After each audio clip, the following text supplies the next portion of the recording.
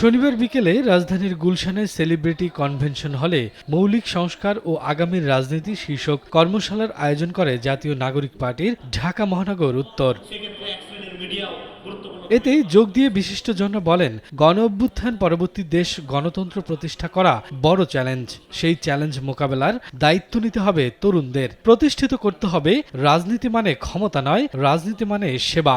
এই মুহূর্তে আপনি আপনার সেই আদর্শের থেকে সরে দাঁড়াচ্ছেন, যেই মুহূর্তে আপনার কোনো একটা হালকা সুবিধার জন্য আপনার আদর্শকে বিসর্জন দিচ্ছেন, সেই মুহূর্তে আপনি কিন্তু আপনার চারিপাশের মানুষের সাথে বিশ্বাসঘাতকতা করছেন। ক্ষমতার সাথে সম্পর্কটা হবে জনগণের।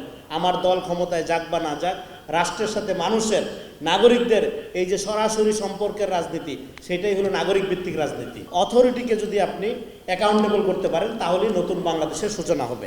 এনসিপির মুখ্য সমন্বয়ক নাসির উদ্দিন পাটোয়ারি বলেন, দেশকে অস্থিতিশীল করতেই ডিসেম্বরের মধ্যে নির্বাচন দেওয়ার হুমকি দেওয়া হচ্ছে। মৌলিক সংস্কারের আগে নির্বাচন হলে দেশে গভীর সংকট আনবে, তরুণরা তা হতে দেবে না বলে হুঁশিয়ারি দেন তিনি। কেউ বলেছে ডিসেম্বরের মধ্যেই ইলেকশন হবেই হবে। এই ধরনের কথা বলা একটি রাষ্ট্রকে, স্টেবল রাষ্ট্রকে আমরা মনে করি থ্রেট দেওয়া।